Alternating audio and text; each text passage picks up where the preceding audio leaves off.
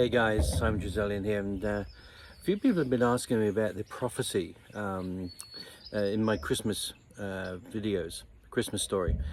So this is for entertainment purposes only. Of course, it's just a story. However, it's a story that is believed by a lot of people, and the reason is that is based upon some of the earliest writings of the church. Now, so basically, there was a prophecy. Okay, this was a prophecy that was believed and actually spoken by over 200 prophets pre-Jesus Christ times. The prophecy was that from the line of David, the new Messiah will arise, and that the new Messiah would be recognized by the reincarnation of Elijah at the Jordan, which is John the Baptist. Okay?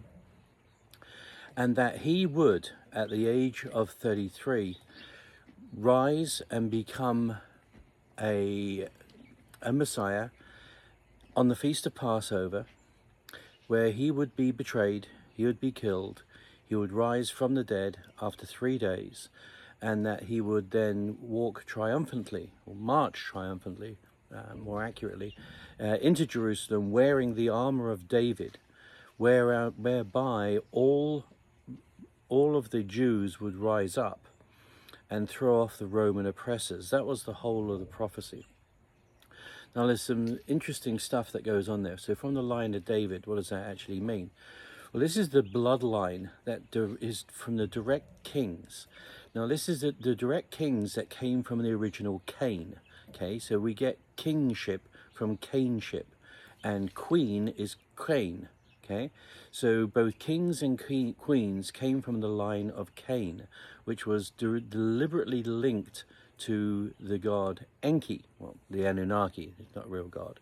Okay, so the Enki line is the Cain line, and this is where we get the line of kings, or the line of Cains, and kinship, or Cainship. Okay, so all of that links in together. This was why it was so important that it was from the line of David, and we know that Joseph, supposedly Jesus' father, was chosen specifically because he was a direct descendant of David.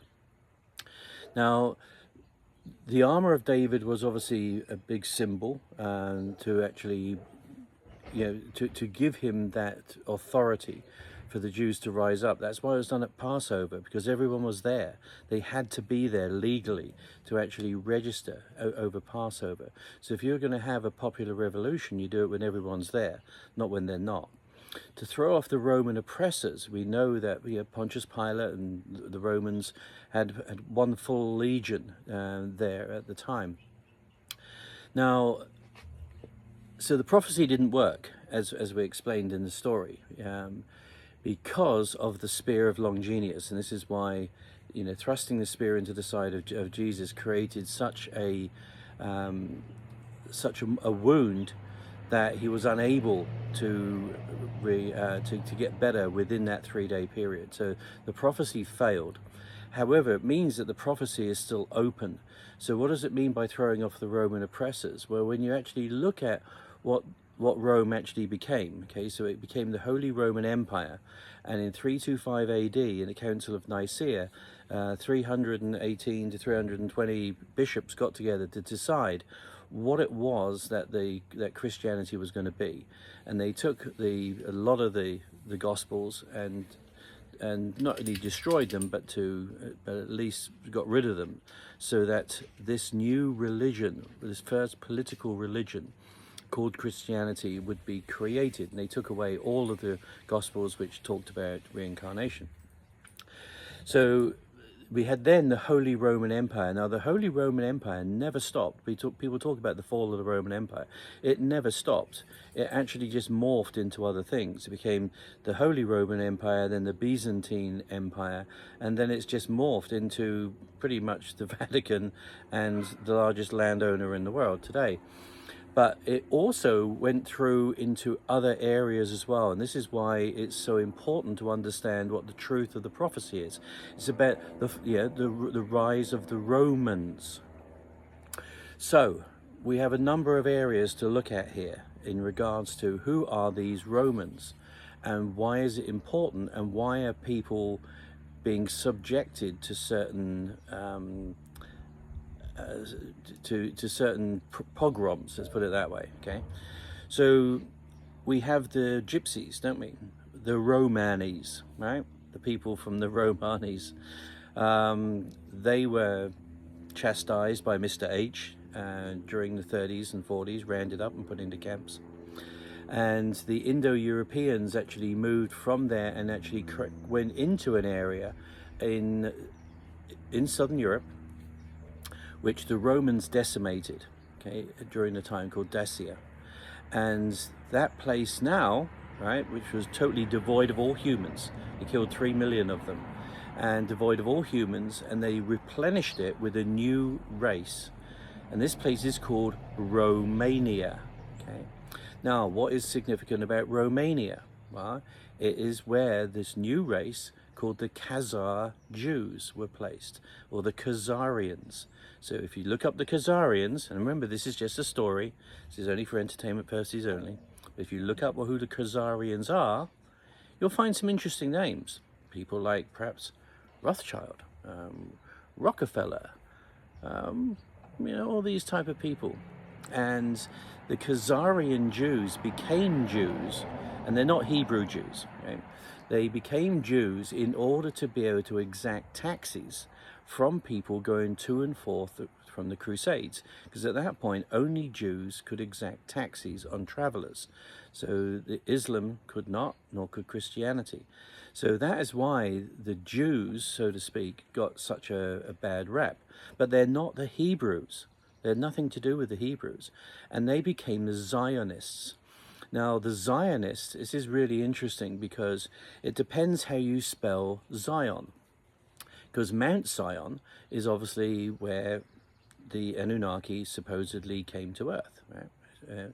Which is Mount Hermon, right?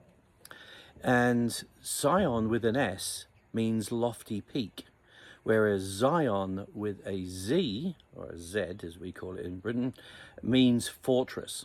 Okay, so the state of Israel, Isis, Ra, Elohim, is a fortress for the Khazars.